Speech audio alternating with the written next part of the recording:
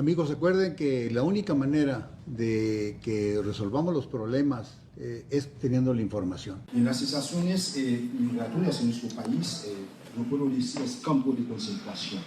Bueno, estamos comenzando de 8:30 de la mañana, 4:30 de la tarde aproximadamente. Mira, lo que nos pidió el presidente y uno de los ejes importantes es el tema de la transparencia, ¿no? Entonces, aquí lo más importante es que tenemos que hacer elecciones. Internacionales nos reportaron de ese socavón, pero es derivado de un trabajo de la SES.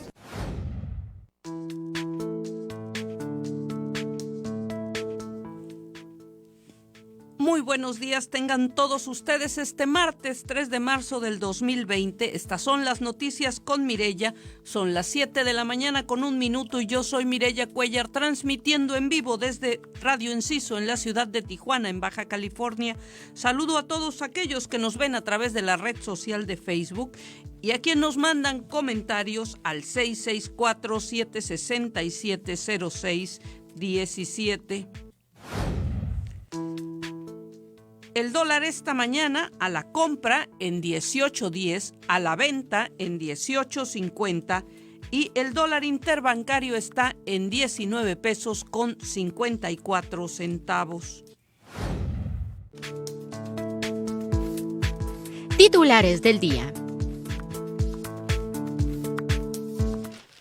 El presidente Andrés Manuel López Obrador señaló esta mañana que será a través de una consulta popular, como ya lo dijo el titular de Medio Ambiente, que se definirá si la empresa Constellation Brands podrá funcionar o no, esto en Mexicali, independientemente, dijo, de las presiones que ha recibido de la Embajada de Estados Unidos.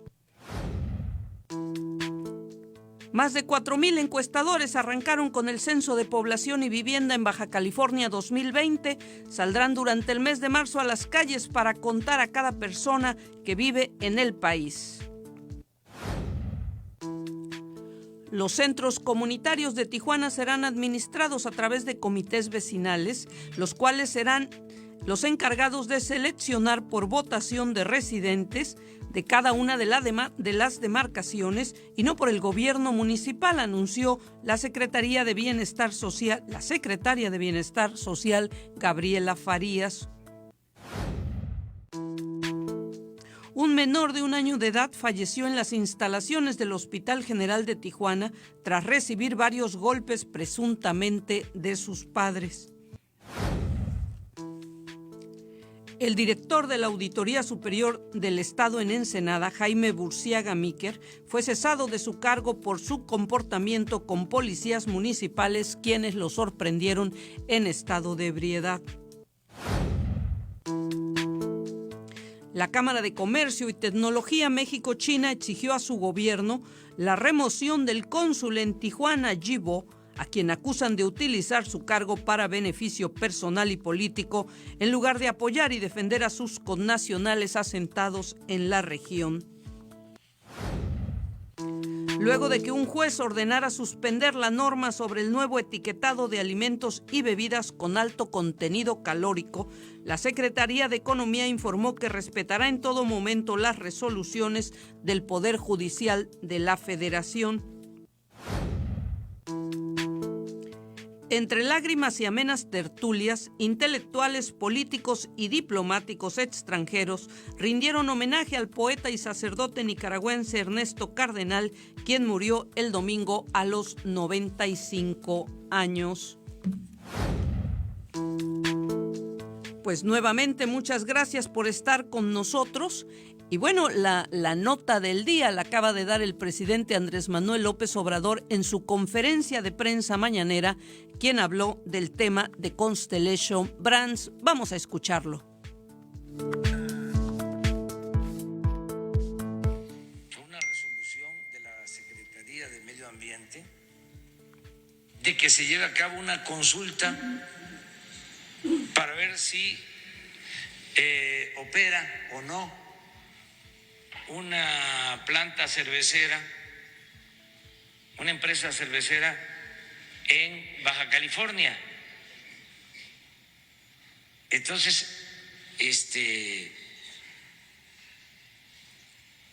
nos mandan a decir hasta de la Embajada de Estados Unidos, Y lo digo porque mi pecho no es bodega y siempre digo lo que pienso y no hay nada que ocultar. Que si se lleva a cabo la consulta va a quedar muy mal el país. No, si ya fue una decisión de una autoridad, se lleva a cabo la consulta. ¿Y qué le digo a la gente de Baja California donde se va a llevar a cabo la consulta? Nada más que tengan todos los elementos, toda la información, que vean si realmente se afecta, si objetivamente hay una afectación, porque la empresa sostiene que no hay ninguna afectación, que es una inversión que va a generar empleos en la zona y que se le tenga confianza a los ciudadanos y que ellos sean los que decidan. Y estoy seguro que no va a pasar nada, ni en un sentido ni en otro. Ahora, ¿quiénes fueron los responsables de esto? Quienes dieron los permisos. Si no era conveniente, ¿para qué entregaron los permisos a la planta?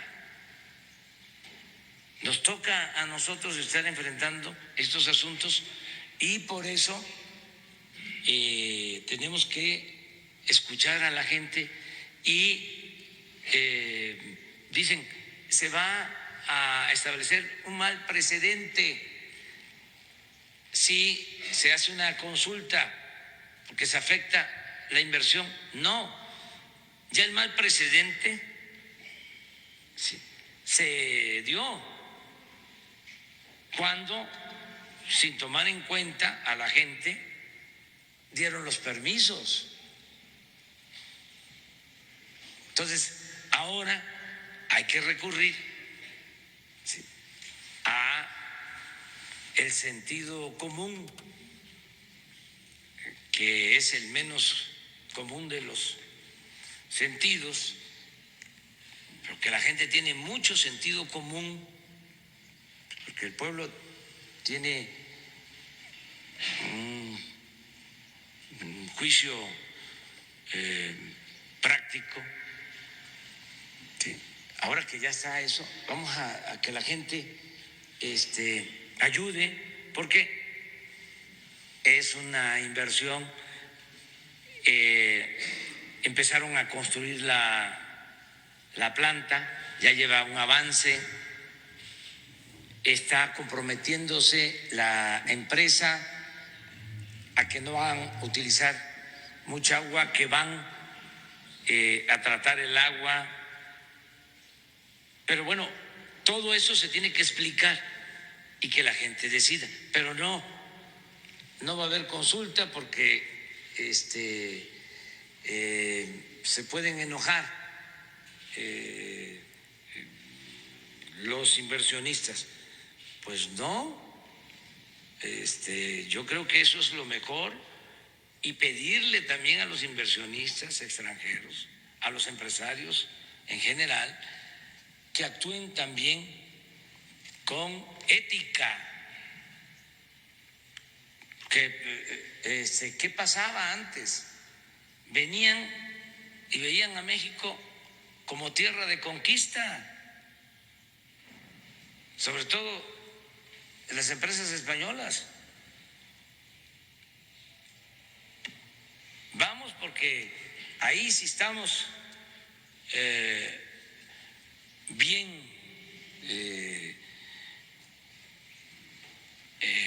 parados, tenemos buenas influencias, hacemos y deshacemos. Ahí está el negocio, ahí está, ¿no?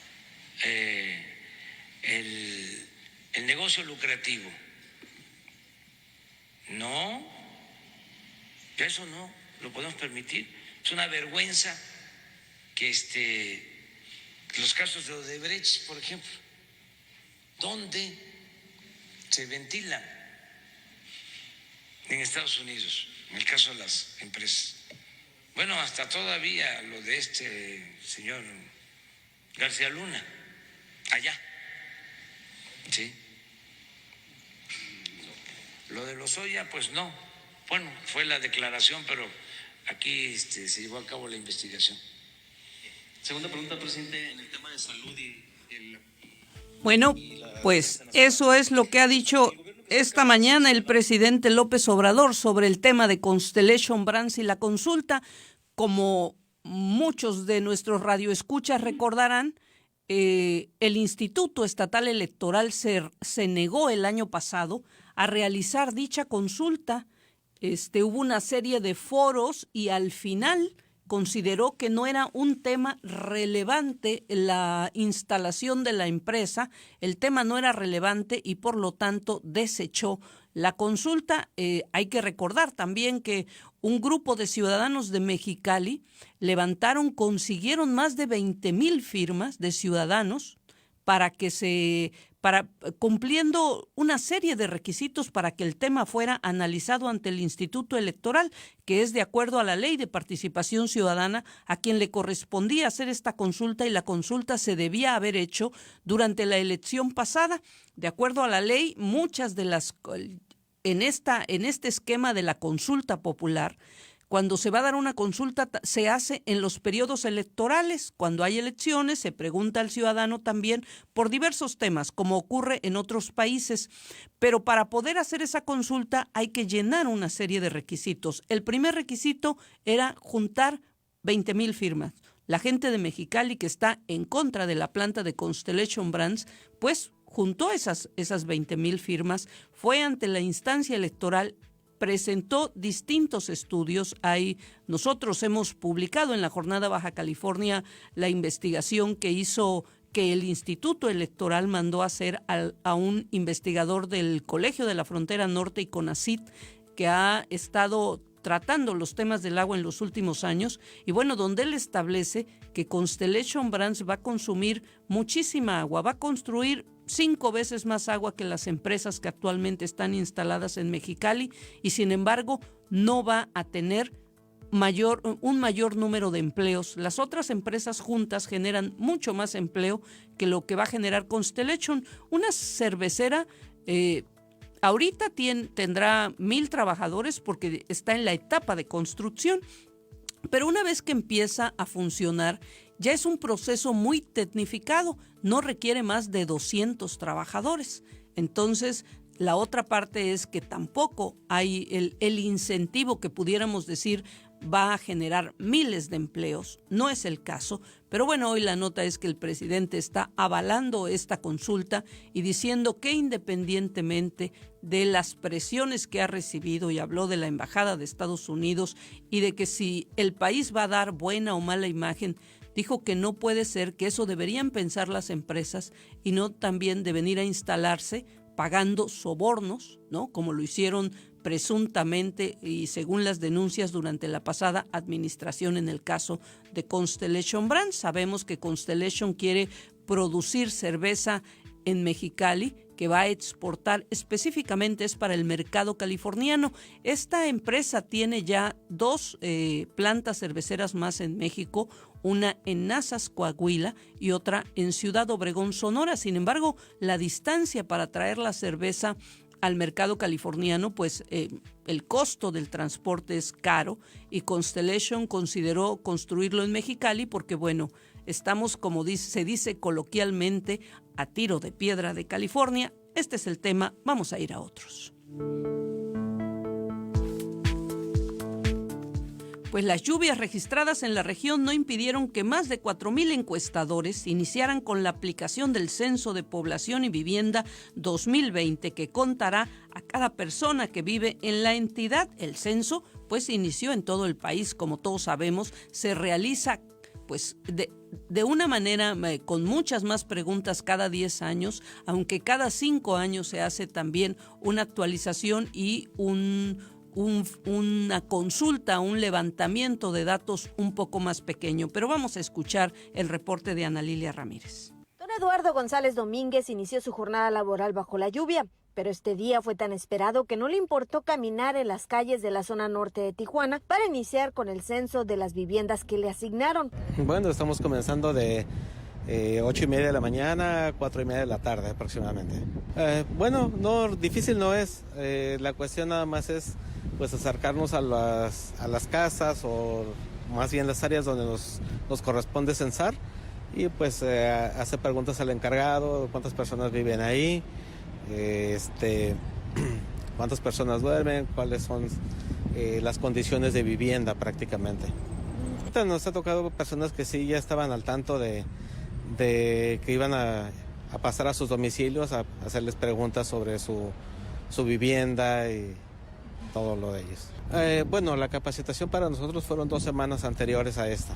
Esta es la que ya comienza todo el mes de marzo a visitar los domicilios para hacerles las preguntas. Más que nada es cuestión de que nos guste hacer este tipo de trabajo. Como don Eduardo González Domínguez, más de 4,000 encuestadores en Baja California arrancaron con el Censo de Población y Vivienda 2020. La mitad de ellos son asignados a Tijuana, el municipio más grande en el estado y donde se requiere un mayor número de encuestadores.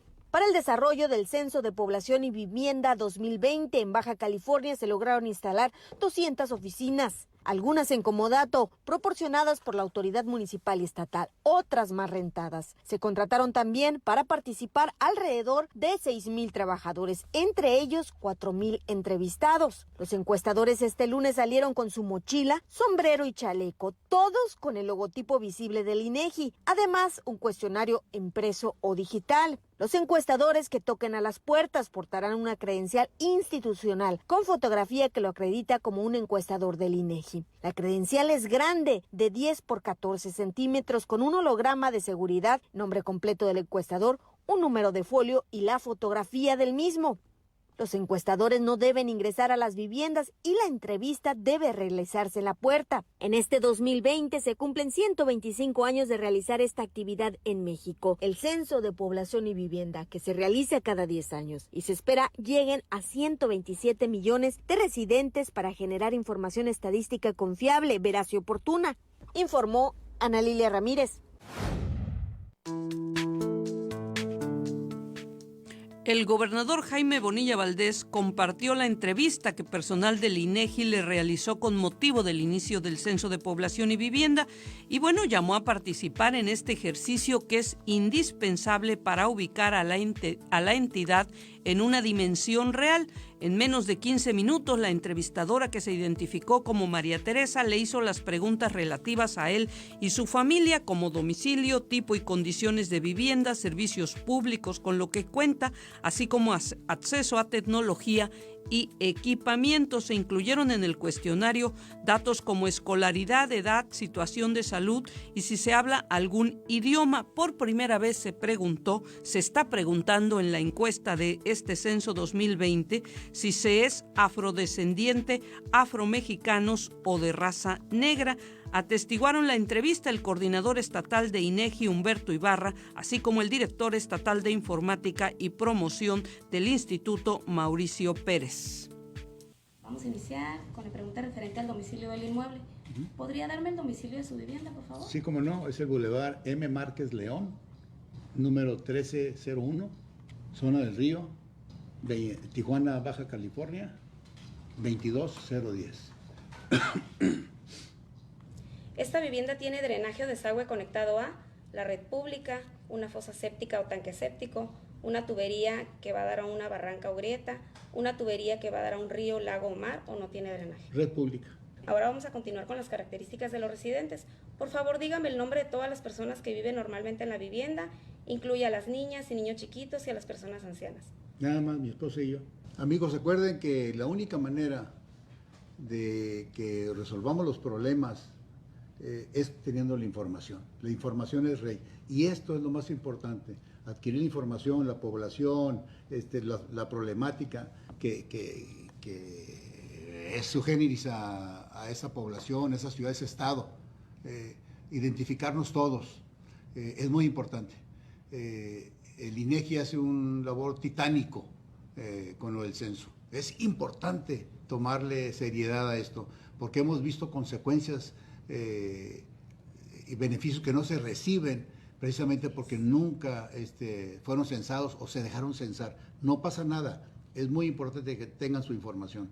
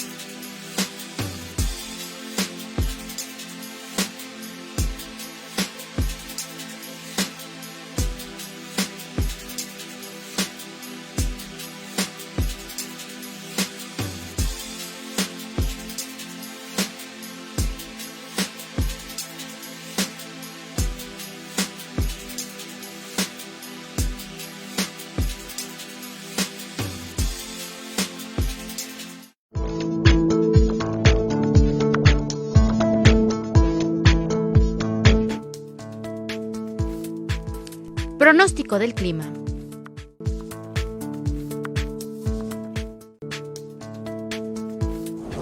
Regresamos a las noticias con Mireya y les vamos a dar pues las condiciones de clima. En Tijuana tendremos un día soleado, la temperatura máxima será de 22 grados centígrados y la mínima de 9 grados, mientras que en el municipio de Mexicali se espera un cielo mayormente despejado con una temperatura máxima de 27 grados centígrados y una mínima de 9 grados centígrados. Vamos a tener un día soleado, yo creo que ya se van a ir el clima frío que tenemos porque ya estamos en marzo, ya el tercer mes del año.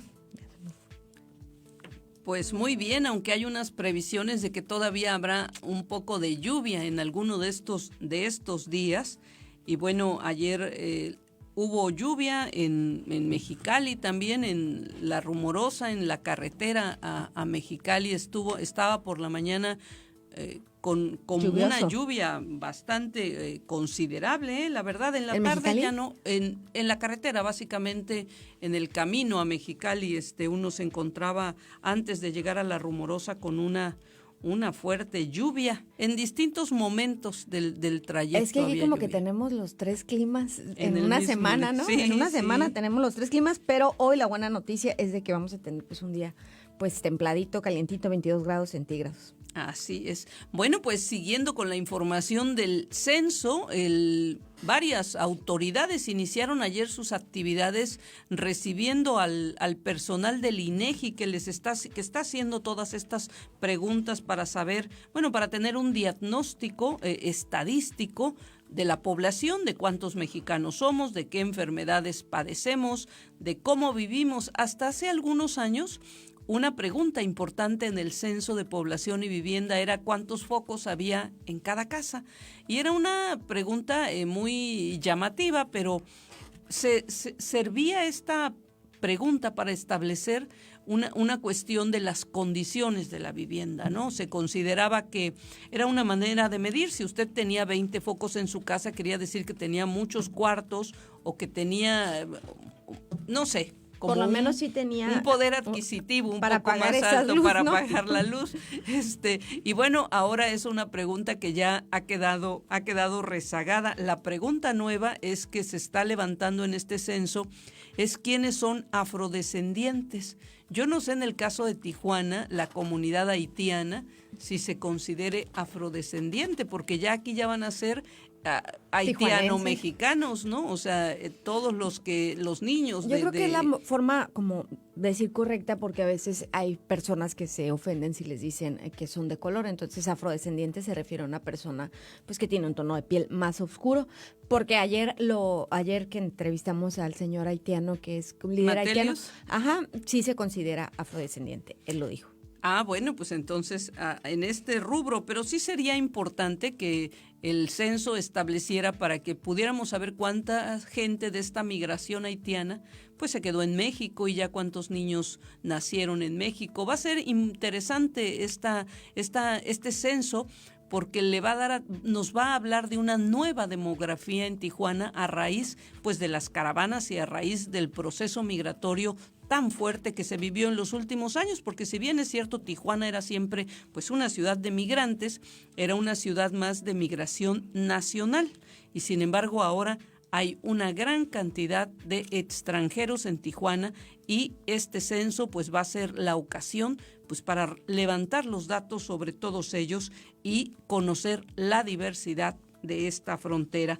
Y mire, pues como le decía, muchos funcionarios, no solamente el gobernador del estado, por supuesto fue el primero que recibió a un encuestador del INEGI, pero también en la alcaldesa de Mexicali, Marina del Pilar Ávila Olmeda, pues ella recibió también al personal de esta dependencia que está levantando el censo y dijo que para lograr que se cumpla el objetivo de actualizar la información sobre la estructura y distribución espacial de la población, así como de sus principales características socioeconómicas y culturales, bueno, es importante que la ciudadanía responda a las preguntas. Invitó a los baja californianos a participar en este censo, como lo hizo el gobernador. Pues ese está siendo el llamado de todos los funcionarios, invitar a todos los mexicanos a cuando les toquen su puerta y vean al personal del INEGI, se tomen media hora de su tiempo para contestar las preguntas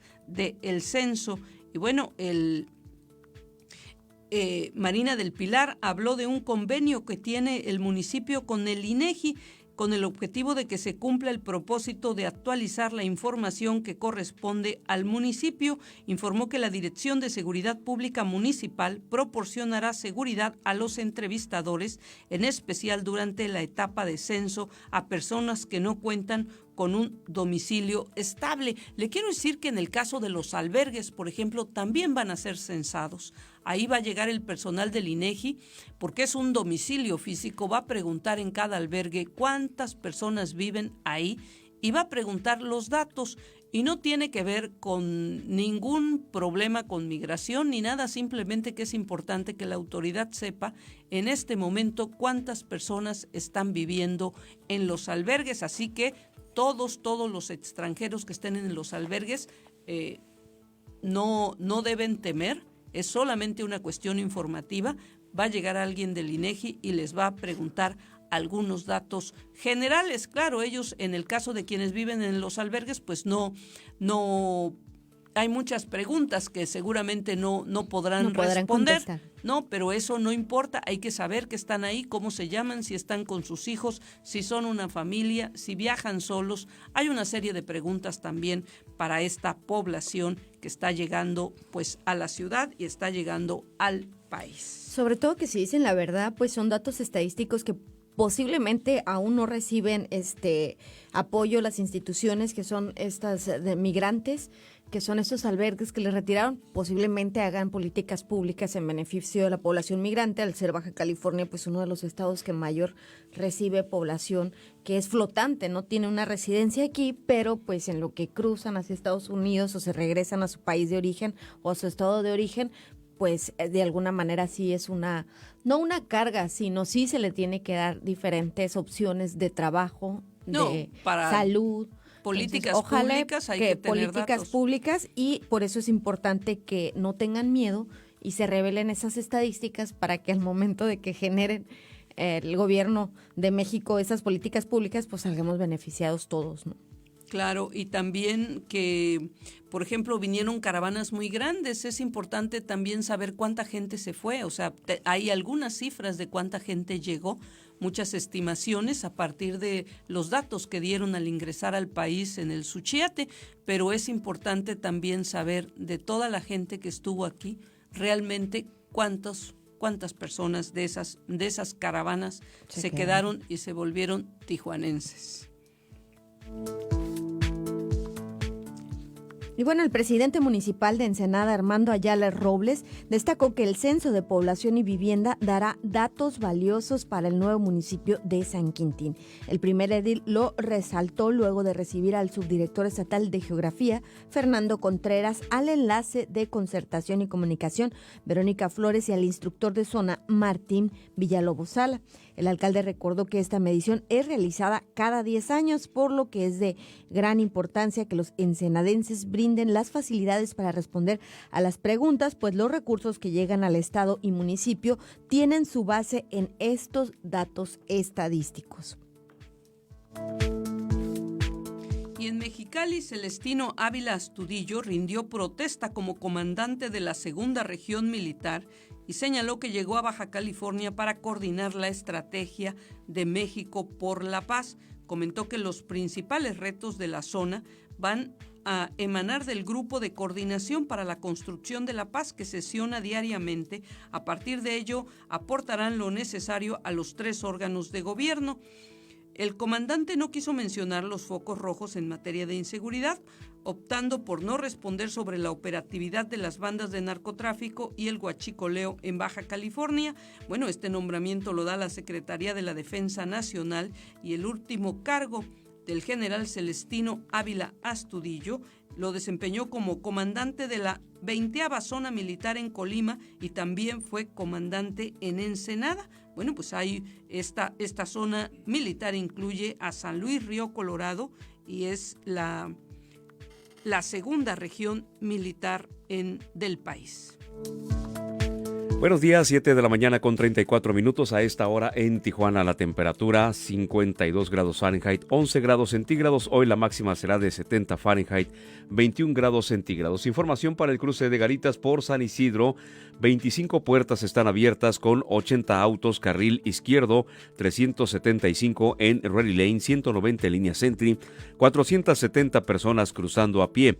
Por Otay, 11 puertas en servicio, 80 autos por fila, 420 en Ready Lane, 120 en línea Sentry. En el cruce peatonal, 500 personas. En Mexicali, la Garita Nuevo Mexicali nos reporta un tiempo aproximado de espera es de 21 minutos en líneas normales, 1 hora en Ready Lane, 10 minutos en línea Sentry y 15 minutos para cruzar a pie.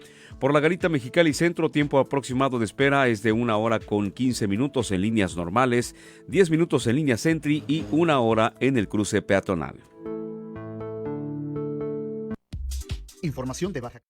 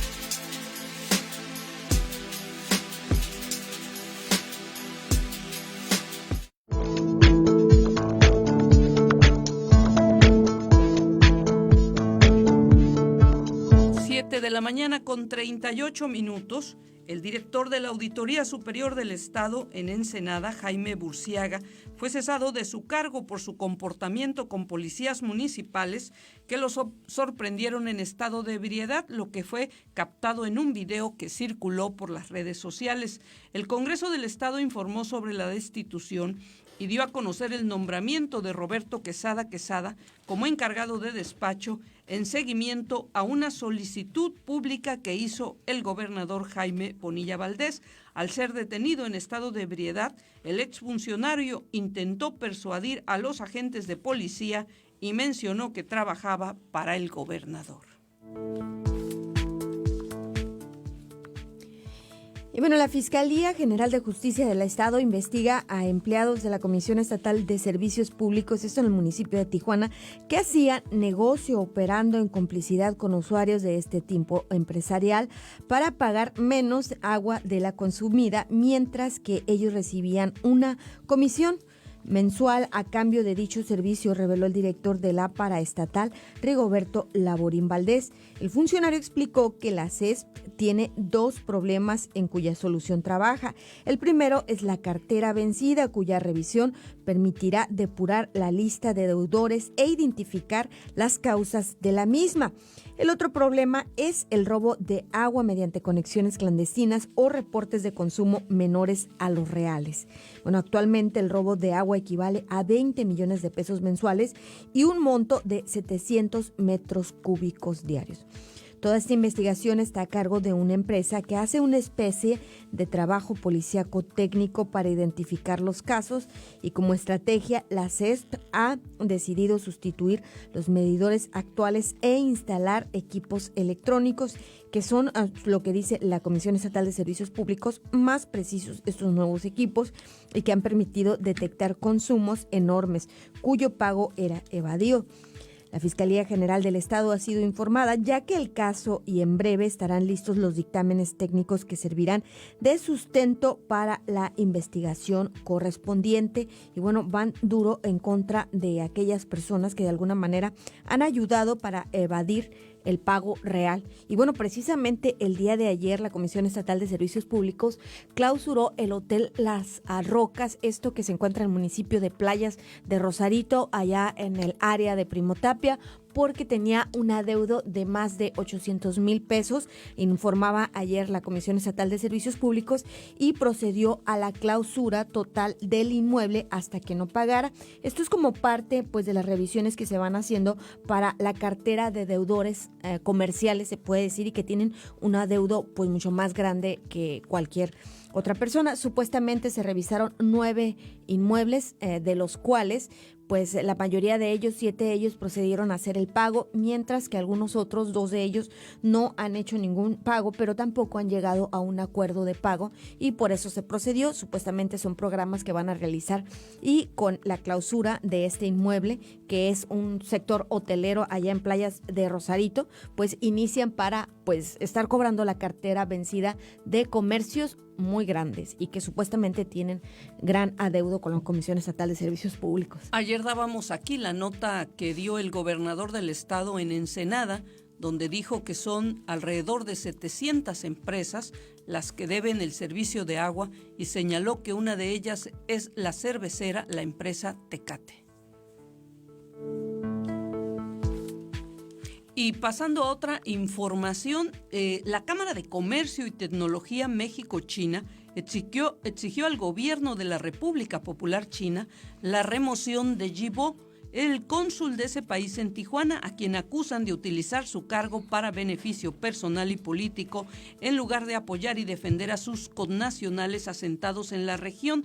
La misiva, que está fechada el 11 de febrero del año 2020, fue firmada por el organismo con sede Tijuana y dirigida al presidente de China, Xi Jinping, con copia a Su Qinghua, embajador en México, en donde manifestaron su inconformidad por el actuar del representante diplomático en la localidad. El documento reza en uno de los párrafos: nos vemos en la necesidad de pedir la revocación del actual cónsul, ya que en lugar de apoyar a nuestros hermanos se ha dedicado a hacer enlaces políticos para su propio beneficio. Los inconformes afirmaron que el cambio vendría a contribuir en beneficio de los chinos radicados en Tijuana, quienes junto a sus familias trabajan y contribuyen a la economía de la localidad. Bueno, pues hay ahí un conflicto fuerte porque la comunidad china, que es pues muy grande y económicamente muy importante en Tijuana, está mostrando inconformidad con el actuar del cónsul.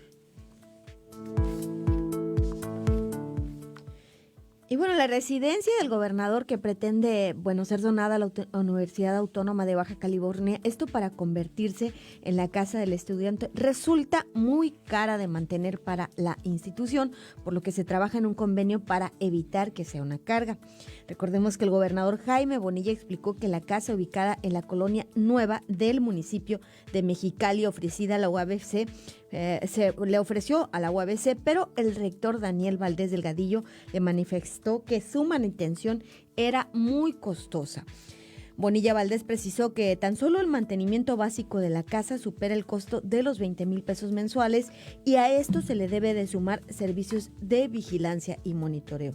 El mandatario estatal explicó que la intención es que esa casa brinde hogar a los estudiantes foráneos que asisten a la universidad en el municipio de Mexicali y evitar la deserción escolar. Recordemos que algunas carreras como veterinaria pues no existen en Tijuana y hay personas que se han tenido que trasladar, conozco de Rosarito, hacia el municipio de Mexicali, donde tienen que rentar un cuarto para poder sostenerse. Entonces la idea principal del gobernador era que esas personas pues se quedaran en la casa del estudiante que iba a ser donada, pero pues dice el de la UABC, no, pues me sale muy cara.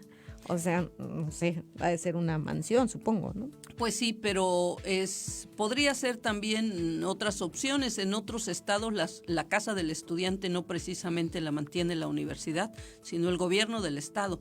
También hubo muchas casas del estudiante en el pasado, en la Ciudad de México también. Por ejemplo, había desde la casa del estudiante baja californiano, la casa del estudiante sinaloense, ¿no? Entonces, siempre era un refugio para quien no tenía a dónde llegar y iba a estudiar a la Ciudad de México. Este fue la experiencia de la Ciudad de México. En los estados también se estiló mucho, pero bueno, después hubo muchos conflictos en esas casas de estudiante y paulatinamente se fueron cerrando en casi todo el país. Y bueno, ahora el gobernador planteó este caso, pero pues el rector tiene razón porque va a ser un gasto más para la OABC, sobre todo pensando en que no termina la OABC de alcanzar un equilibrio en sus finanzas después de la situación que vivió el año pasado, que terminó con una deuda de 1,700 millones de pesos de parte del gobierno del estado. Así la dejó Kiko Vega y bueno, el proceso para pagarle entiendo que va lento, ¿no? Bueno, luego de que surgieran quejas, esto sobre el manejo en los centros comunitarios de Tijuana, y bueno, los reclamos llegaran hasta la oficina del presidente municipal Arturo González Cruz, algunos reclamos hasta de gritos. Bueno, la autoridad municipal informó que serán los propios vecinos quienes elijan a sus administradores, esto a través de pequeñas votaciones comunitarias. Escuchemos cómo lo trabajarán. Los centros comunitarios de Tijuana serán administrados a través de comités de vecinos, mismos que serán seleccionados por votación de los residentes de la comunidad. Así lo informó la secretaria de Bienestar Social del 23 Ayuntamiento de Tijuana, Gabriela Farías, durante el segundo lunes tijuanense. Lo que nos pidió el presidente y uno de los ejes importantes es el tema de la transparencia, ¿no? Entonces, aquí lo más importante es que tenemos que hacer elecciones, o sea, tenemos que juntar a la comunidad. Es la misma comunidad que nos dice cómo van a hacer las elecciones. Ellos nos dicen que quieren planillas, si quieren planillas de 3, si ya tienen a alguien ISS. Entonces nosotros ya hacemos un llamado a la comunidad que se vayan formando, que nos vayan esperando para estos cambios que vamos a hacer, y lo único que te puedo decir es que vamos a buscar elecciones y va a ganar quien la comunidad decida qué va a hacer. Tenemos 36 y este fin de semana acabamos de hacer el de Cumbres en Playas. Ahorita solamente estamos haciendo los cambios, todavía no se decide ninguno. Los delegados nos hacen el favor de preparar una convocatoria, empezamos a juntar a la comunidad, a los comités vecinales y les decimos para cuándo quieren ya hacer su elección y y se busca un tiempo apropiado entre delegación y la comunidad. Pues es un tema que cuando llamamos a hacer la convocatoria hubo ahí unas situaciones entre los mismos de la comunidad y vimos que la situación social no estaba para condiciones ahorita de traspasarlo y ahorita lo tiene la delegación, eventualmente lo buscaremos y se harán elecciones en todos porque pues buscamos la transparencia. Luego de que se suscitaran reclamos de parte de comités de vecinos en la colonia Valle Verde, en Tijuana, por no permitir el acceso a unos supuestos vecinos del lugar, la autoridad municipal informó que serán los vecinos los que tengan interés en participar dentro de sus comunidades de la mano con el gobierno municipal. Se abrirá una convocatoria a través de las delegaciones municipales que les correspondan para que la comunidad sea quien designe a los administradores. Son 36 los inmuebles que el Ayuntamiento de Tijuana entrega en comodato para que funcionen como centros comunitarios. Desde el inicio de la administración, solo se ha realizado la entrega de un centro comunitario en la colonia Cumbres, en Playas de Tijuana, mediante el ejercicio democrático de votación. Y en las próximas semanas se realizará el mismo mecanismo en los 35 inmuebles restantes para que sean administrados por quien las comunidades designen, informó Ana Lilia Ramírez. Y autoridades de Ensenada señalaron que aún no está definido el cronograma para consolidar la municipalización de San Quintín. Vamos a escuchar el reporte. Hasta el momento se desconocen los términos de cómo y cuánto aportará el Ayuntamiento de Ensenada al proceso de transición para integrar el nuevo municipio de San Quintín, señaló el alcalde Armando Ayala Robles. No sabemos si el Consejo va a tener recursos económicos, ni ellos mismos saben, porque es otro aspecto que se tiene que analizar, discutir y aprobar por el Congreso. Indicó que hasta en tanto no se integre el Consejo Fundacional Municipal, lo cual ocurrirá en un plazo máximo de mes y medio, se desconoce cuál será el cronograma para la transición de las facultades y responsabilidades de quienes gobernarán la municipalidad sanquintinense. Una vez que se nombre el Consejo Fundacional, vamos a hacer reuniones de trabajo analizando el dictamen y poniéndonos de acuerdo cuál va a ser el cronograma de acciones para la entrega y recepción de lo que es la región de San Quintín. Reconoció que existen todavía muchas dudas en torno a cómo será este proceso y qué ocurrirá, por ejemplo, con algunos trámites y gestiones que se han hecho ante el gobierno federal en cuanto a la aplicación de programas y recursos. Ayala Robles explicó que todo ello deberá revisarse en cuanto se integre y rinda protesta dicho consejo. Informó para Zona Periodística Gerardo Sánchez García.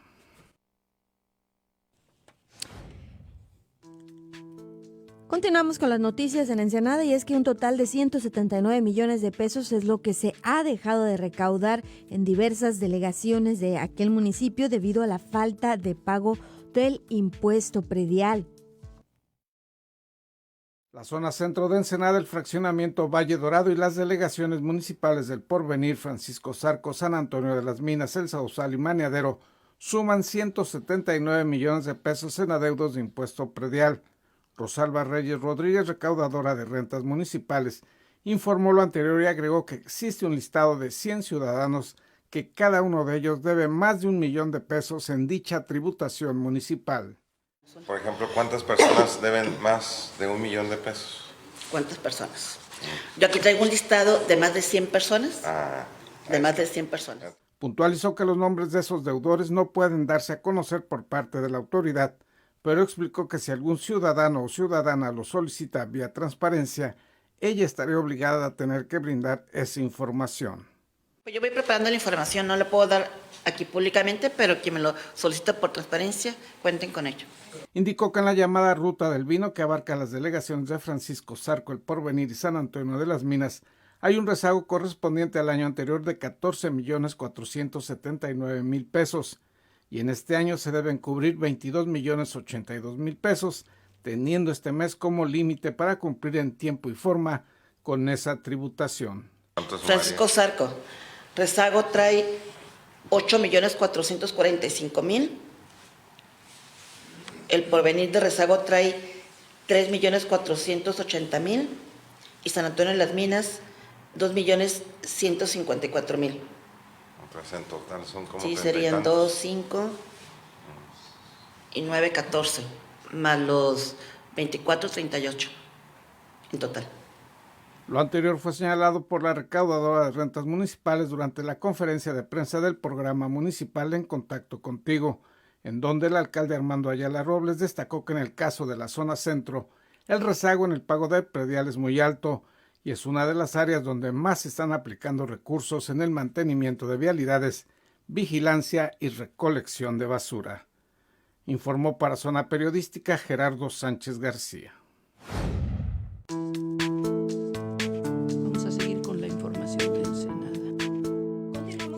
De Ensenada, y es que autoridades destacaron la importancia de ampliar el puerto El Sausal. Escuchemos pues la información más ampliada y precisa.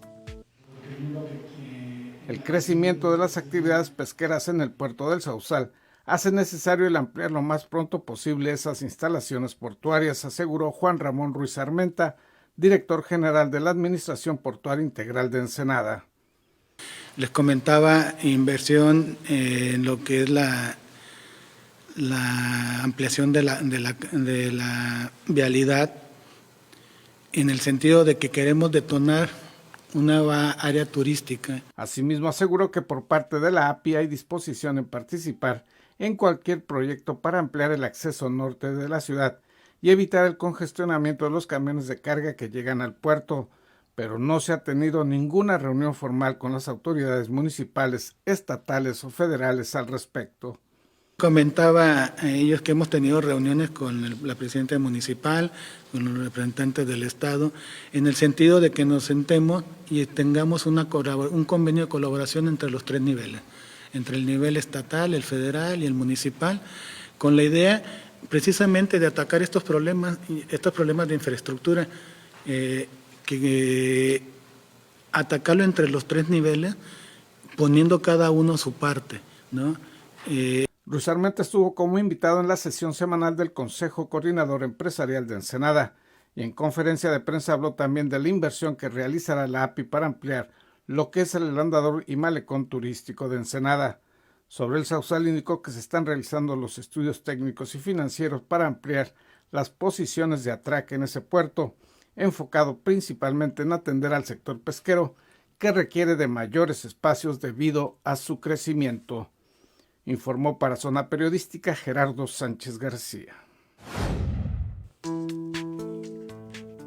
Seguimos con la información, pues luego de expresar que existe una epidemia de pánico, el presidente del Colegio Médico de Tijuana, Jesús Abraham Sánchez, reconoció que en el sector de salud privada no se han aplicado las medidas pertinentes para atender un eventual brote de coronavirus en la ciudad.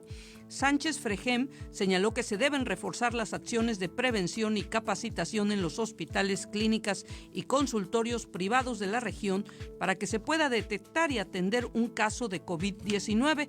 Advirtió que en las farmacias se dan consultas médicas a decenas de personas diariamente, por lo que sugirió que los profesionales de la salud se actualicen y capaciten en el manejo y detección de casos como este virus. Mire, es muy complicado detectar los casos de COVID-19 porque hay gente que es asintomática, como tenemos en el estado de Chiapas un caso de una joven que se le hicieron los estudios y bueno, tiene coronavirus, el COVID-19, pero no tiene ningún síntoma. Ella se encuentra, diríamos, en perfecto estado de salud, no ha desarrollado ningún problema. Y bueno, el problema también del coronavirus es que es como una gripa normal, un resfriado. Y bueno, es muy complicado, solamente hay una institución, bueno, a nivel estatal y a nivel nacional, las instituciones que pueden hacer el examen correspondiente y decir con certeza si un problema es coronavirus o no.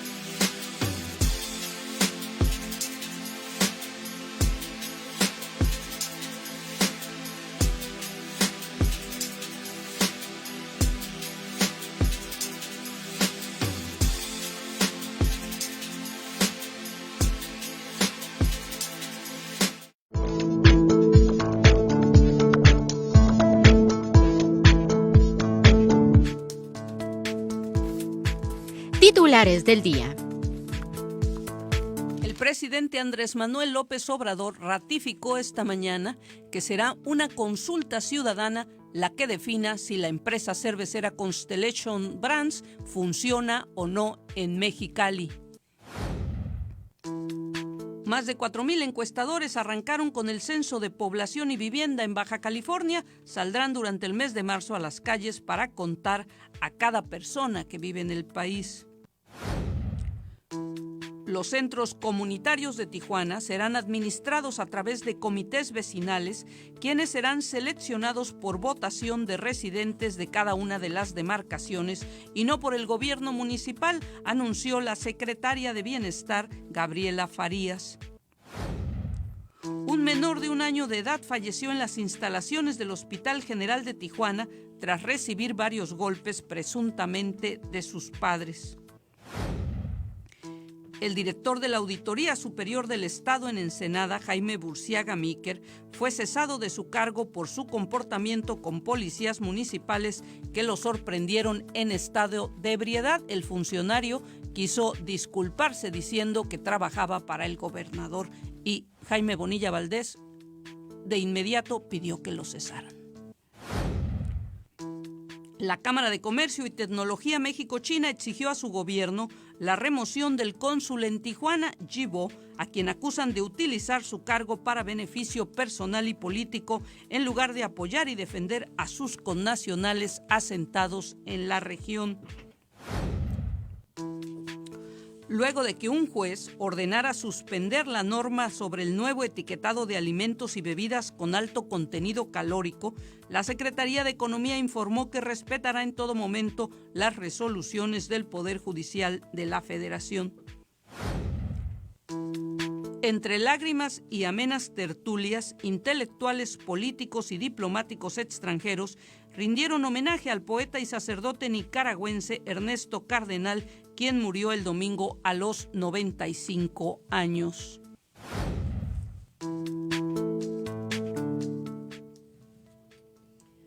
Continuamos con este segundo bloque y es que el rector de la Universidad Autónoma de Baja California, Daniel Octavio Valdés Delgadillo, manifestó que la máxima casa de estudios se prepara ante una eventual situación del coronavirus en la que incluso los alumnos podrían tomar clases a distancia. Bueno, informó que se reunió el secretario general de la UABC con los vicerrectores y también con los directores para implementar las medidas de contingencia que se van a tener que implementar en el caso de que la situación empeore, sobre todo si se llegara a presentar una pandemia y que se tenga que implementar las clases a través de la plataforma Blackboard o alguna otra modalidad. Esto en un caso de una contingencia para que aquellos estudiantes no se vayan con eso.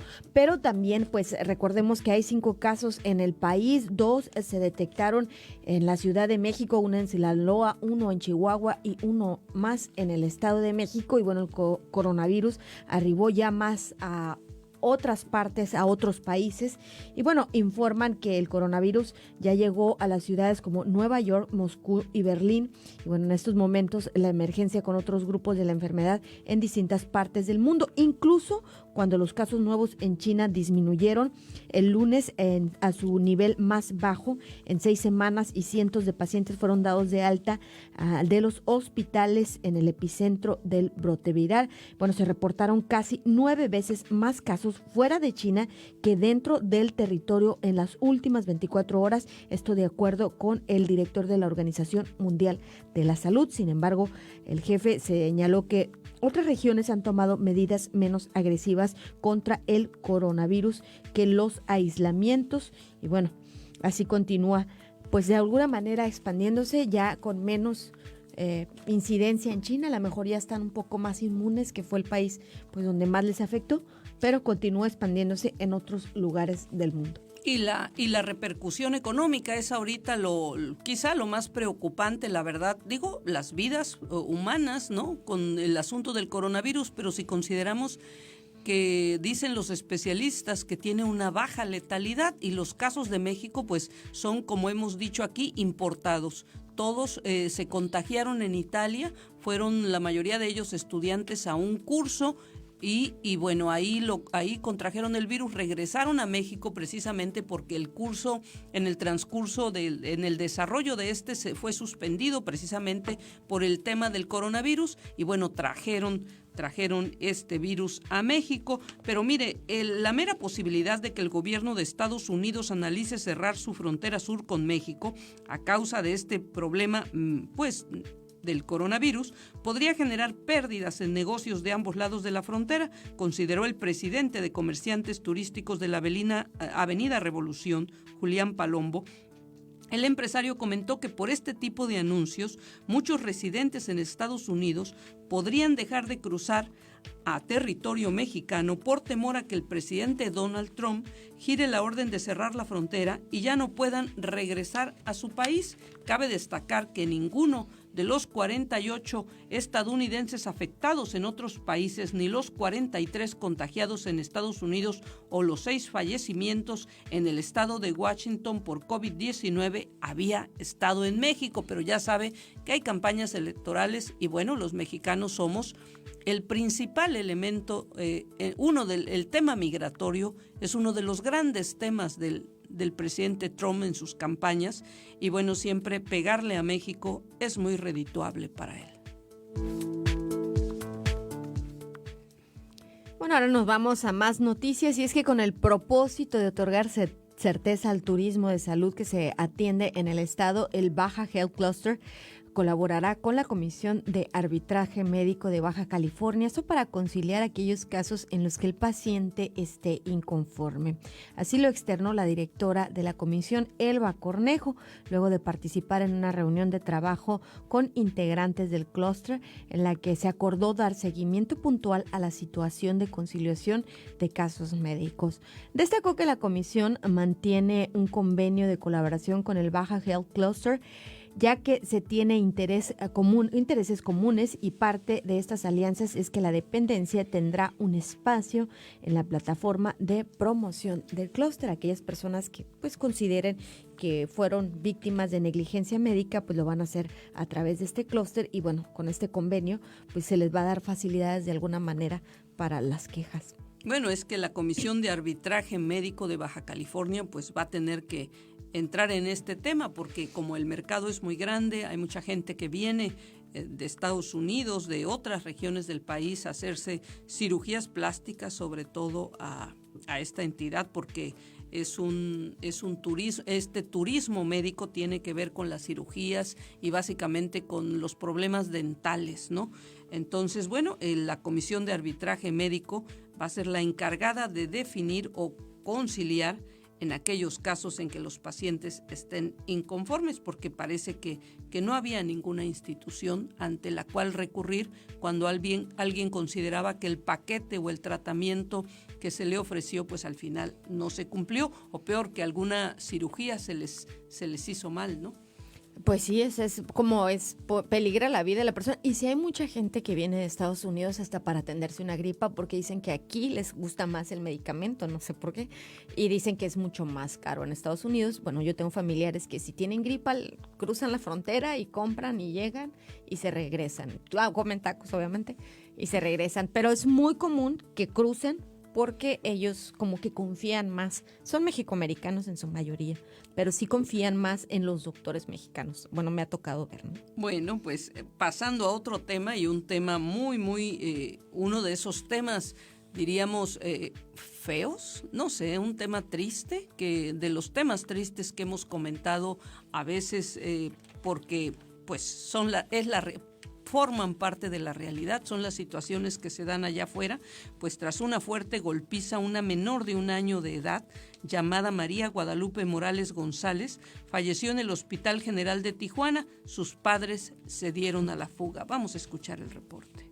Tras una fuerte golpiza, su pequeño cuerpo no resistió más y falleció una bebé de tan solo 1 año de edad, identificada como María Guadalupe Morales González, en el Hospital General de Tijuana, donde fue atendida desde hace una semana. Reportes policiales indican que la menor fue llevada de emergencias al Hospital General de Tecate el pasado 22 de febrero. Su madre alegaba que el fuerte golpe lo recibió cuando cayó de una cama.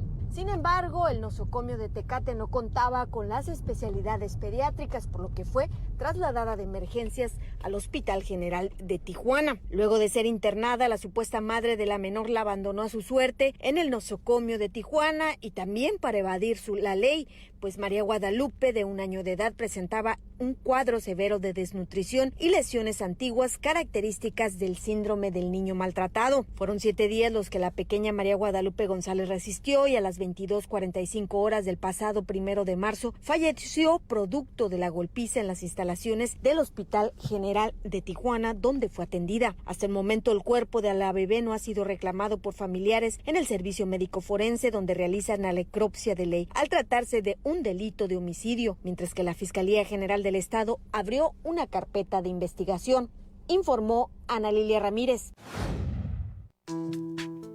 Bueno, ni siquiera ha sido reclamada, supongo porque hay responsables y quieren evadir la ley. María Guadalupe continúa en el servicio médico forense y bueno, estaremos muy al pendiente si la reclaman o no, pero el día de ayer también otra menor de edad, alrededor de las 11:50 horas, elementos de la Agencia Estatal de Investigación, arribaron a la Clínica de la Piedad de Tijuana, donde se reportó la muerte de una bebé de tan solo 1 año y 6 meses.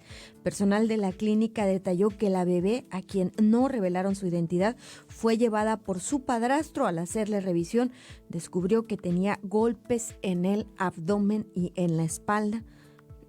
1 año, 6 meses. Es increíble cómo hay personas que se ensañan con niños tan chiquitos. Una bebé de Tecate de 1 año y una segunda bebé de 1 año, 6 meses, pues llega con golpes en su abdomen y espalda. La niña no resiste más su pequeño cuerpecito y pues fallece. Pues sí, son los casos que hemos documentado aquí. Estos son quizá de los más pequeños, de los bebés más pequeños que hemos visto, porque ha habido otros niños de 6, de 7, de 8 años que hemos tenido información, la hemos manejado en este espacio. Por ejemplo, el niño cuyo cuerpo lo tiraron en una bolsa, la madre dijo que el niño estaba desaparecido. Total, ha habido, de repente los padres dan versiones muy incrédulas, ¿no? Se cayó de la cama, pero el niño tiene desnutrición, presenta pues lesiones viejas que le llaman el síndrome del niño maltratado. Entonces dan versiones muy inverosímiles y es cuando se da cuenta, pero pobre criatura, la niña de Tecate aguantó 1 semana en el hospital y la mamá la abandonó a su suerte.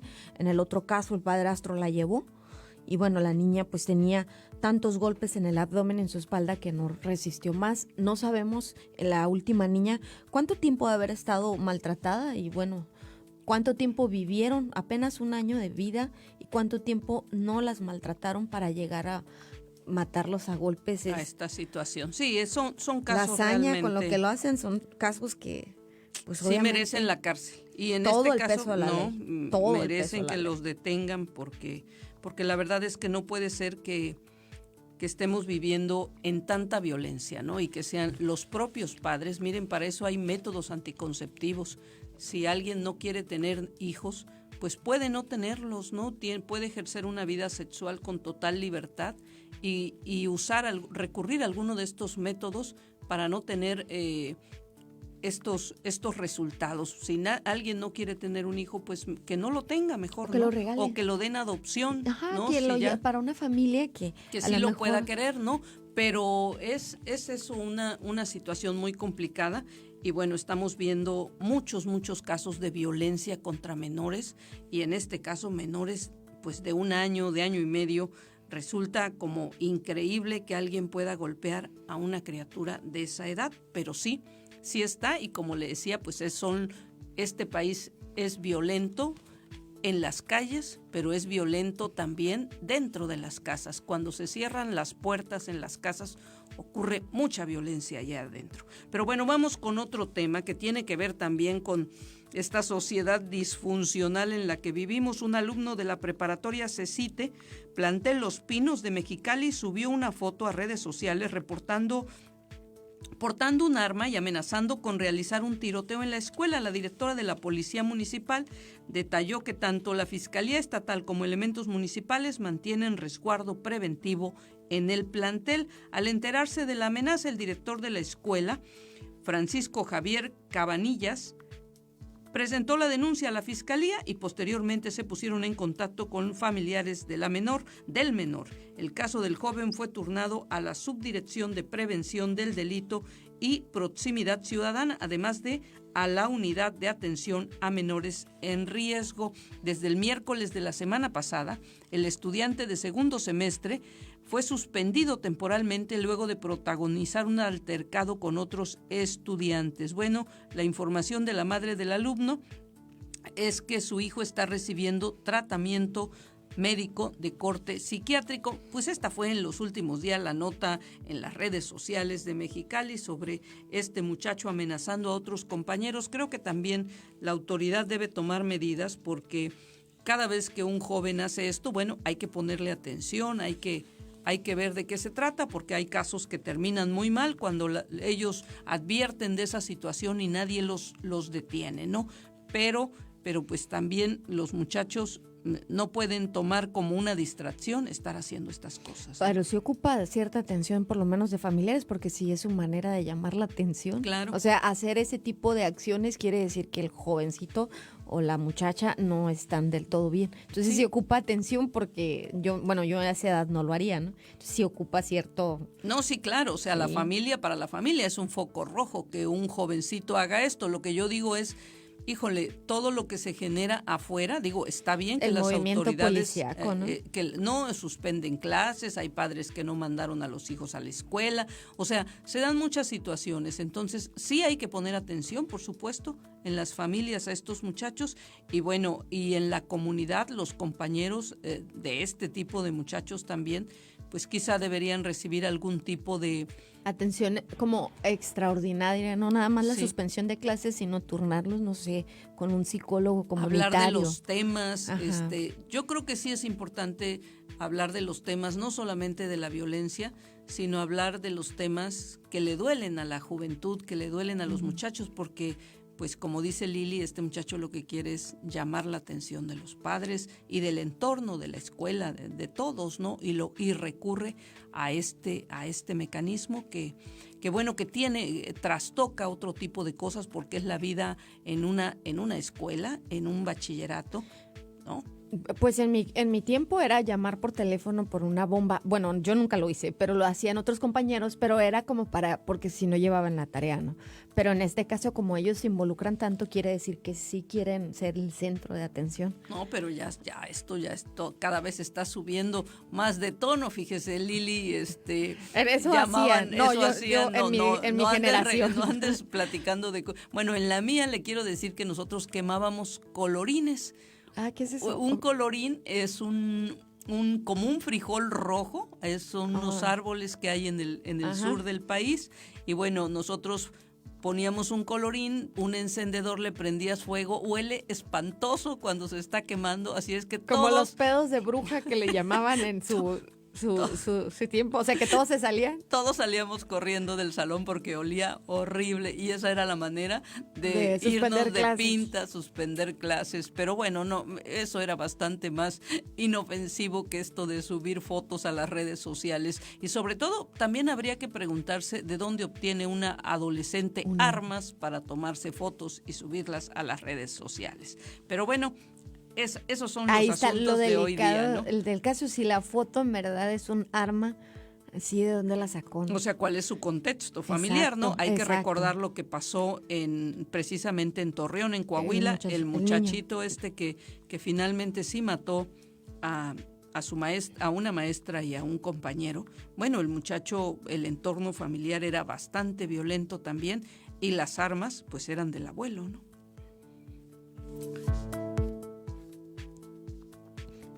Y bueno, será la Fiscalía General del Estado la encargada de aclarar el tema de la presunta banda delictiva dedicada al robo de menores para venderlos en el extranjero, sostuvo el gobernador Jaime Bonilla Valdés, tras asegurar que en ese sentido fue el informe que recibió. por parte de la propia Fiscalía de la noche del viernes, por lo que su declaración del sábado se basó en dicho reporte. El sábado el mandatario estatal habló sobre la captura de al menos 2 personas, estas vinculadas con el robo de menores a quienes supuestamente vendían hasta en $50,000. Sin embargo, el fiscal central Hiram Sánchez Zamora dijo que se trataba de personas que al parecer cruzaban a menores de edad a Estados Unidos, pero a petición de sus propios padres. El gobernador reiteró que la información que él compartió salió de la propia fiscalía y agregó que el robo de niños no ha sido descartado al 100%. Y bueno, al ser cuestionado sobre el número de menores que habrían sustraído de esa forma, mencionó que en el caso específico de la colonia Maclovio Rojas se tiene el reporte de 4 menores de edad que habrían desaparecido y de los cuales ya se presentó la denuncia formal ante la propia fiscalía.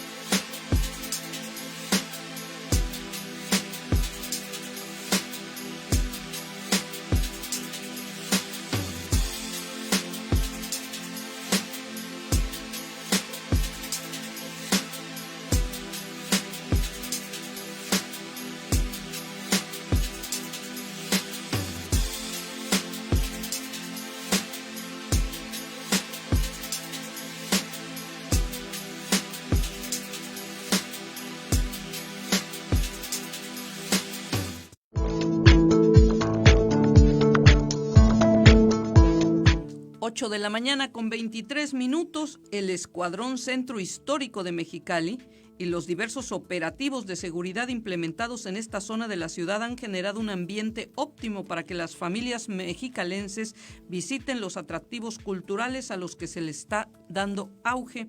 El líder de los comerciantes del centro histórico, Rubén Hernández Chen, señaló que desde que la actual administración tomó como objetivo restaurar esta área de la ciudad, una de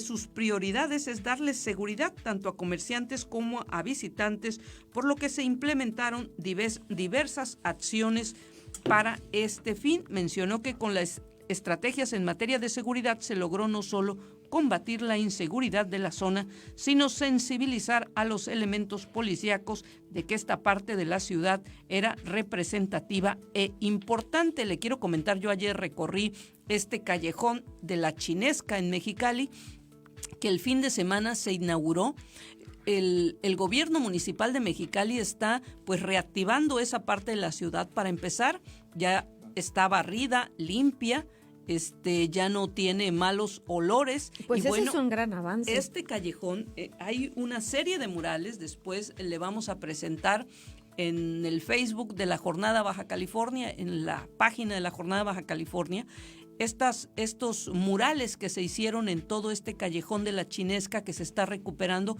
Bueno, desde que inició la administración, Marina del Pilar dijo que uno de sus temas era la recuperación del centro histórico. Incluso se ha dado todo un debate en la capital del estado sobre los fundadores de la ciudad. Cuando alguien dijo que Mexicali fue fundado por los chinos, pues hubo varios historiadores y otros que brincaron y dijeron que no es cierto, que ya había ranchos por ahí de mexicanos.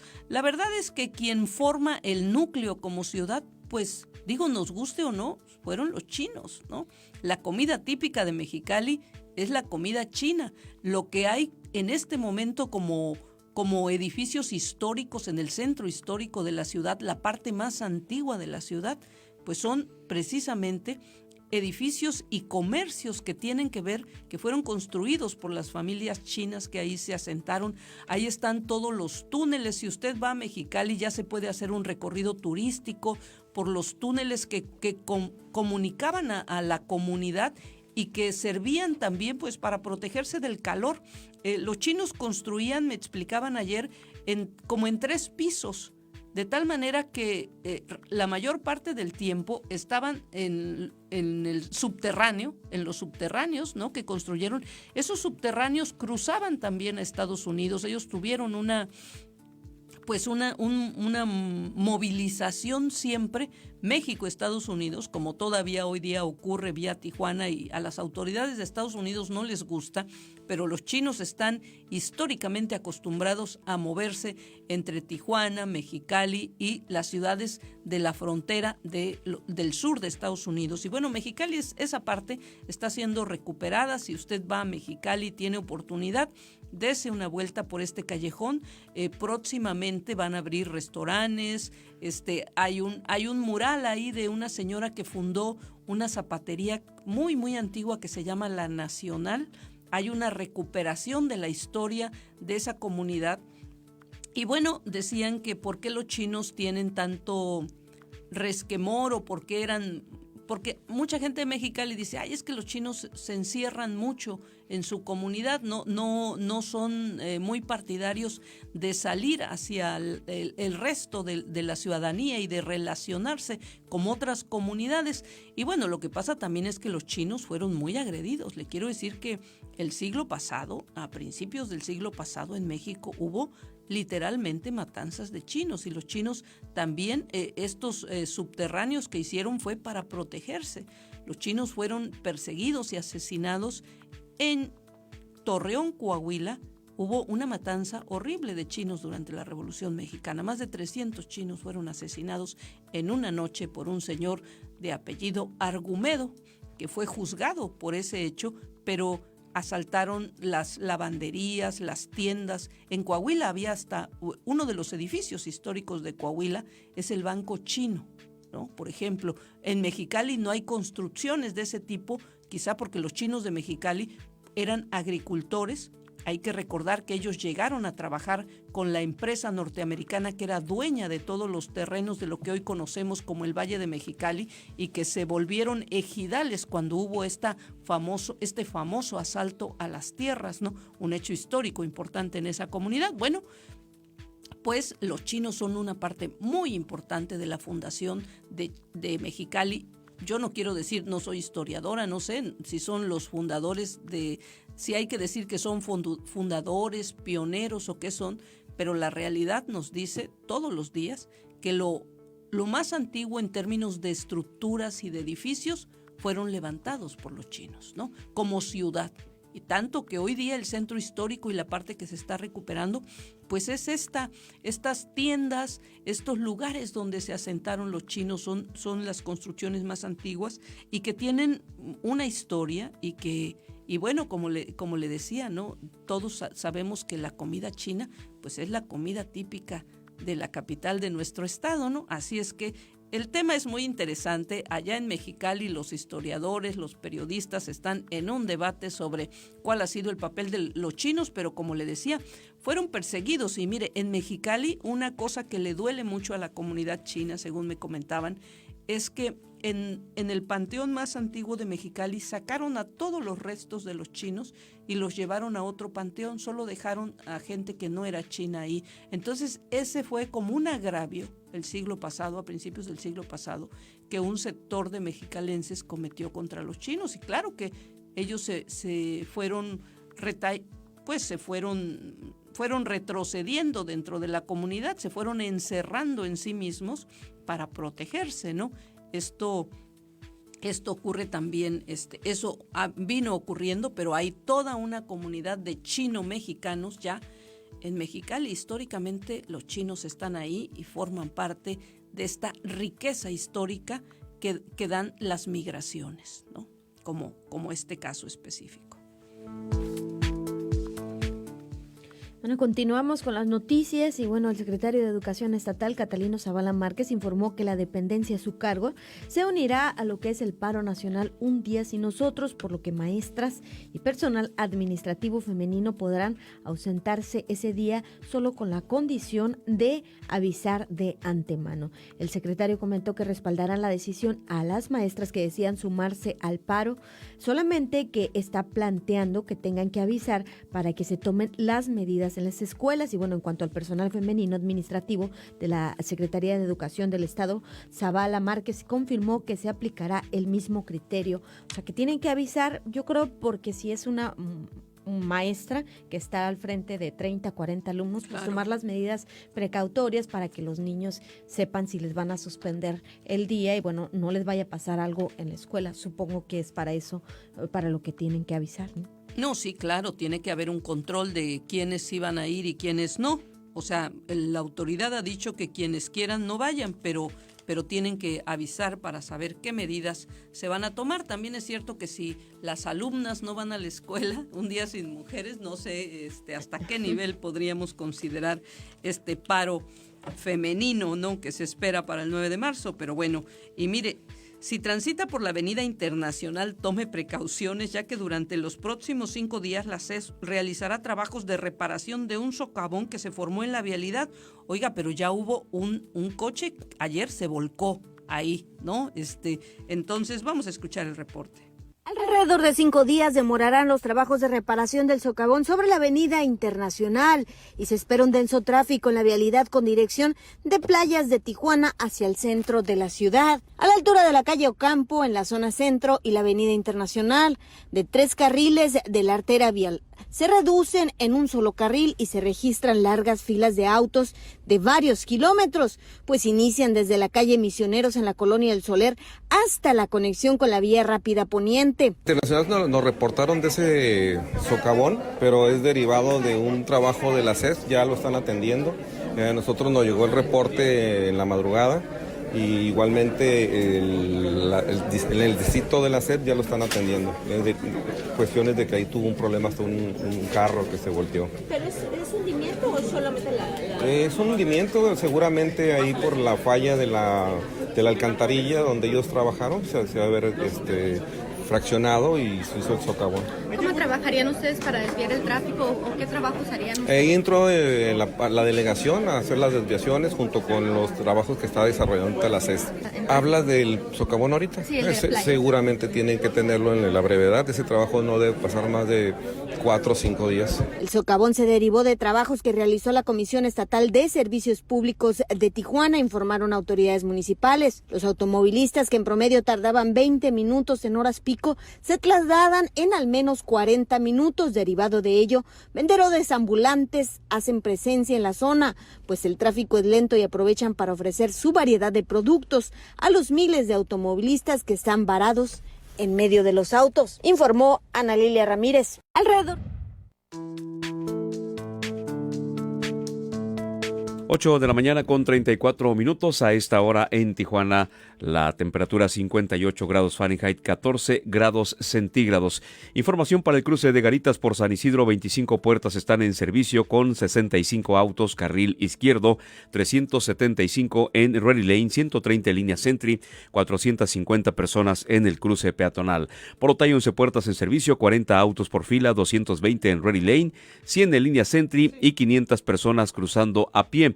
Allá en Mexicali, la Garita Nuevo Mexicali nos reporta un tiempo aproximado de espera de 1 hora con 45 minutos en líneas normales, 1 hora con 30 minutos en Ready Lane, 20 minutos en línea Sentry y 15 minutos para cruzar a pie. En la Garita Mexicali Centro, tiempo aproximado de espera es de 2 horas en líneas normales, 10 minutos en línea Sentry, 1 hora con 35 minutos en el cruce peatonal.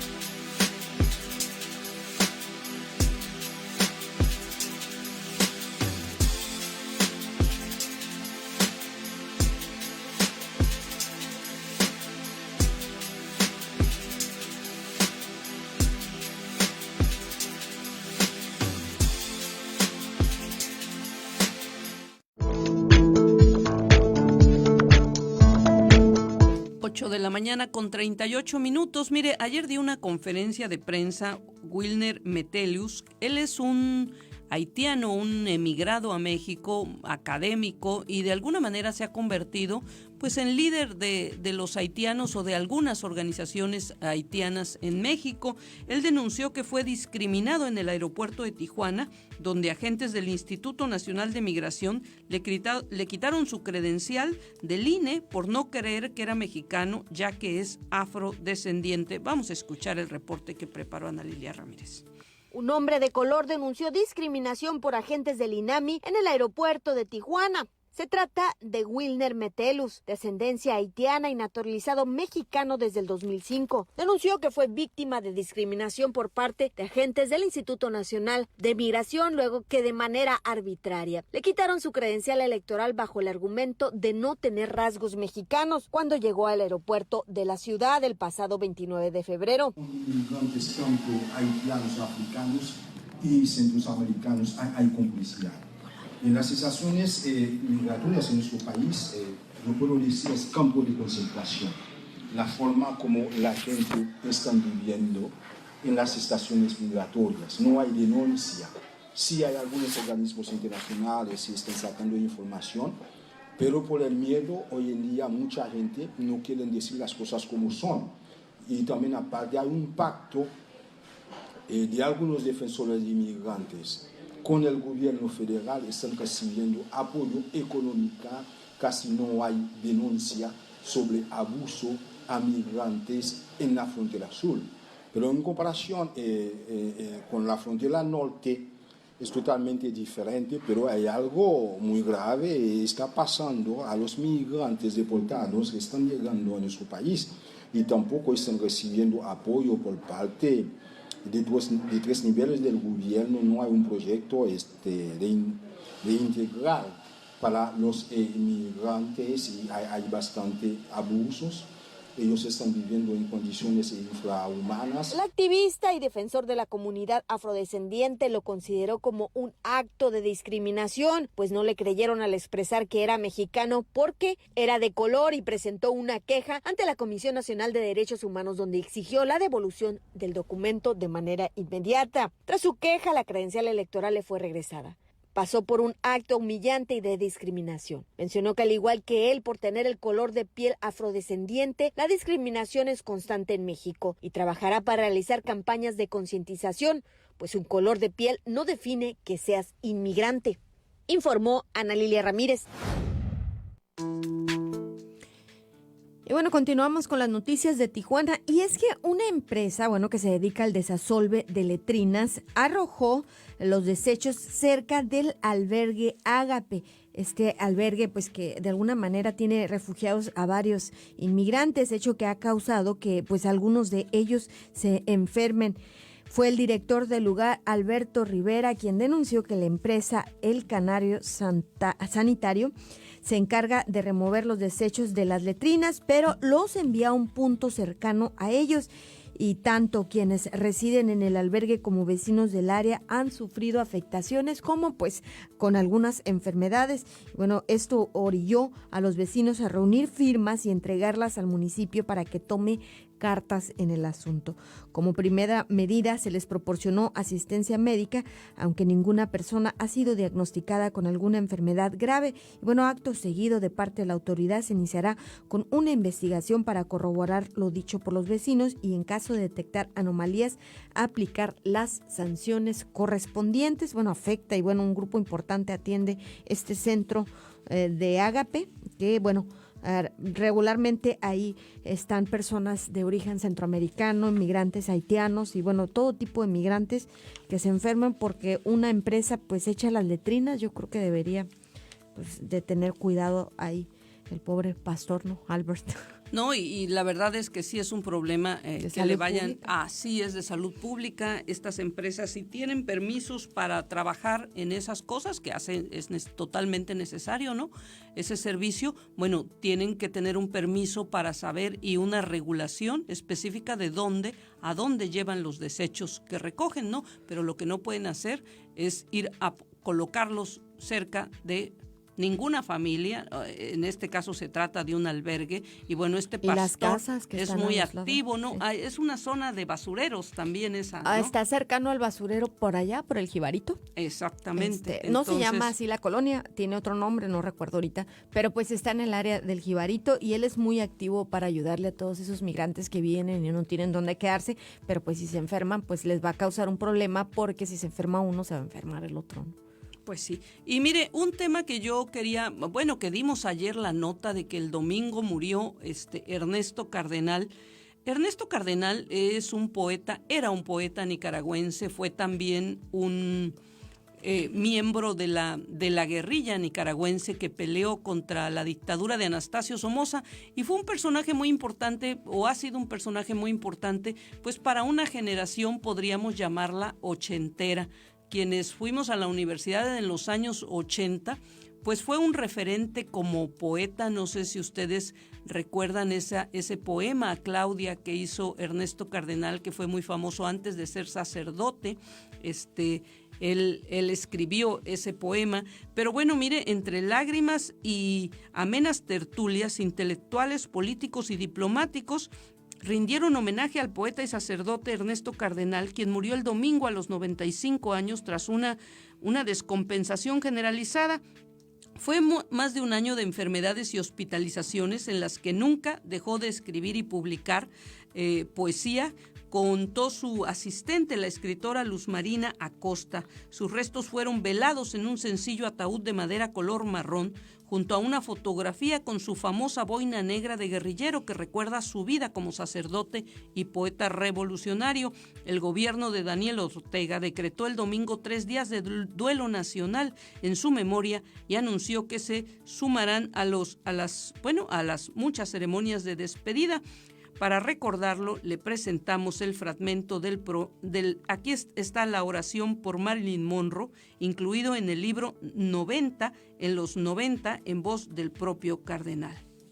Señor, recibe a esta muchacha conocida en toda la tierra con el nombre de Marilyn Monroe, aunque ese no era su verdadero nombre. Pero tú conoces su verdadero nombre, el de la huerfanita violada a los 9 años, y la empleadita de tienda que a los 16 se había querido matar, y que ahora se presenta ante ti sin ningún maquillaje, sin su agente de prensa, sin fotógrafos y sin firmar autógrafos, sola como un astronauta frente a la noche espacial. Ella soñó cuando niña que estaba desnuda en una iglesia, según cuenta el Time, ante una multitud postrada con las cabezas en el suelo, y tenía que caminar en puntilla para no pisar las cabezas. Tú conoces nuestros sueños mejor que los psiquiatras. Iglesia, casa, cueva, son la seguridad del seno materno, pero también algo más que eso. Las cabezas son los admiradores, es claro. La masa de cabezas en la oscuridad bajo el chorro de luz. Pero el templo no son los estudios de la 20th Century Fox. El templo de mármol y oro es el templo de su cuerpo.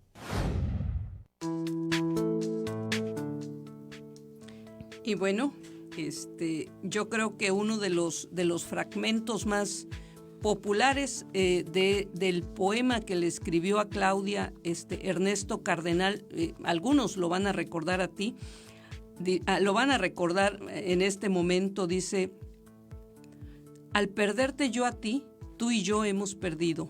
Yo porque tú eras lo que yo más amaba, y tú porque yo era el que te amaba más. Pero de nosotros dos, tú pierdes más que yo, porque yo podré amar a otras como te amaba a ti, pero a ti no te amarán como te amaba yo. Este es uno de los fragmentos de este poema que escribió Cardenal antes de convertirse en sacerdote. Se conocen como epigramas, ¿no? Fueron distintos versos bajo esta modalidad que escribió Cardenal. Y bueno, como le decía, fue un personaje muy importante. En México vino varias veces a la Feria Internacional del Libro. Casi cada vez que tenía alguno de los textos ganó varios premios. Él participó, fue excomulgado por la Iglesia Católica cuando se conoció de su participación con la guerrilla sandinista, y fue hasta el Papa, Papa Francisco, quien le regresó su derecho a oficiar misa porque él había sido separado de la liturgia Él fue uno de los sacerdotes de esta corriente muy importante que hubo en América Latina de la teología de la liberación.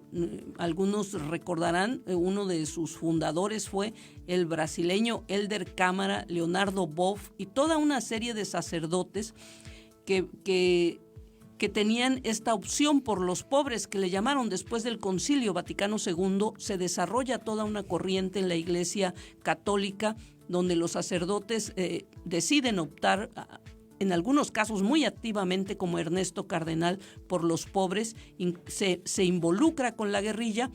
Cuando la guerrilla sandinista gana el gobierno en Nicaragua, Ernesto Cardenal se convierte en ministro de Cultura, pero él está como 8 años ahí. Si mal no recuerdo, los sandinistas ganan en 1979. Finalmente Daniel Ortega llega al poder después de varios años de lucha, después de que derrotan a Anastasio Somoza y al dictador nicaragüense. Y bueno, se queda más o menos Ernesto Cardenal hasta como el 98 en el gobierno con Daniel Ortega. Después tiene grandes diferencias. Todos sabemos ya los conflictos de Nicaragua, porque todos culpan a Daniel Ortega de quedarse tantos años ahí. Claro, Nicaragua no es un país tan rico, así es que no les ha interesado a muchos, pero bueno, Cardenal rompe con Ortega y se convierte en uno de sus grandes críticos también. Sin embargo, hoy, bueno, escuchamos cómo Daniel Ortega está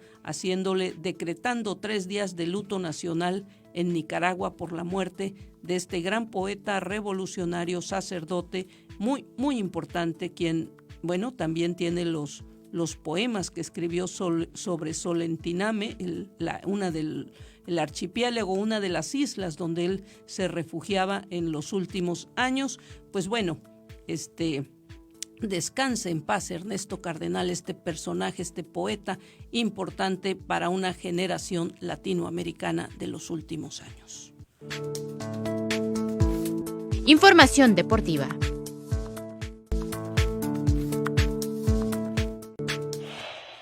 Y bueno, vámonos con información un poco más, pues breve, no más breve, amena se puede decir. Vámonos con mi compañero Ángel Ramírez a los deportes después de tanta información. Ángel, muy buenos días. Muy buenos días, Ana Lilia, buenos días, Mireya, y saludos a todos los que nos escuchan a través de la 1310 Radio Enciso. Pues bueno, vamos con información ahora del rey de los deportes en Tijuana, y es que José Samayoa es una de las caras nuevas en el roster de lanzadores del equipo Toros de Tijuana al arrancar la pretemporada en Arizona. En Tijuana conocemos muy bien a Samayoa porque no por las actuaciones que haya tenido con el equipo de Tijuana, sino contra el equipo de Tijuana. A lo largo de los años fue uno de los lanzadores que más ha hecho sufrir al conjunto fronterizo. El diestro de 29 pues ya va a vestir su tercer casaca de la Liga Mexicana de Béisbol. En 2015 estuvo jugando con Vaqueros de Unión Laguna, pero desde el 2016 y hasta la temporada 2019 defendió los colores de los Leones de Yucatán, con quien pues resultó campeón la temporada pasada. Dijo Samayoa que estoy muy contento de venir a la organización de toros, me han tratado de maravilla y estamos integrándonos ya con los compañeros. Para el sonorense, quien en la Liga Mexicana del Pacífico jugaba para Naranjeros de Hermosillo, la misión es ganarse un lugar en la rotación de los toros. No va a ser fácil, ya que compite con grandes nombres de experimentados serpentineros, con mucha loma recorrida, tanto en las grandes ligas como en el béisbol nacional. Así que bienvenido, José Samayoa, a la casaca de los Toros de Tijuana. Y bien, ahora vámonos con el deporte más hermoso del mundo, la Copa MX. El fútbol mexicano, Club Tijuana Chilichcuintles jugará el día de hoy el partido de ida de la semifinal. Enfrente tendrá a los Diablos Rojos del Toluca. Este partido se jugará el día de hoy a las 7 de la tarde, así que esperemos un poquito de contingencia por el área del Boulevard Aguacaliente, justo a un costado del Estadio Caliente. Para mañana se jugará el otro partido, que es Bravos de Juárez, enfrentándose a Rayados de Monterrey. Y bueno, vamos a seguirle dando seguimiento, valga la redundancia, a los Juegos Olímpicos de Tokio 2020, y es que ya sabemos que se encuentran en riesgo por este coronavirus o por este virus COVID-19, pero en Japón ya tienen en mente un plan B, siempre sorprendiéndonos los japoneses, esto a fin de mantener los Juegos Olímpicos para que se jueguen en 2020. La ministra de Japón, Seiko Hashimoto, reveló que el contrato que tienen con los organizadores, obviamente con el Comité Olímpico Internacional, señala que los Juegos Olímpicos de Tokio se deben realizar en 2020. Es por eso que existe la solución de aplazarlos, dijo Hashimoto. Esto podría interpretarse como que permite un aplazamiento, el decir que tienen que jugarse o tienen que celebrarse estos Juegos en 2020, y esto para garantizar lo más posible la planeación de estos Juegos. Por ahora, sigue en pie que Tokio 2020 se dispute del 24 de julio al 9 de agosto. No obstante, en caso de que el COVID-19 se siga expandiendo y no se logre controlar, los organizadores podrían pedir que estas fechas se retrasen. La cancelación de Tokio 2020 está únicamente en manos del Comité Olímpico Internacional. Sin embargo, Thomas Bach, el presidente del COI, dijo que está plenamente confiado en que los organizadores los llevarán a cabo en tiempo y forma, repito nuevamente, del 24 de julio al 9 de agosto. Es decir, que podríamos ver Juegos Olímpicos después de agosto, incluso a finales de año.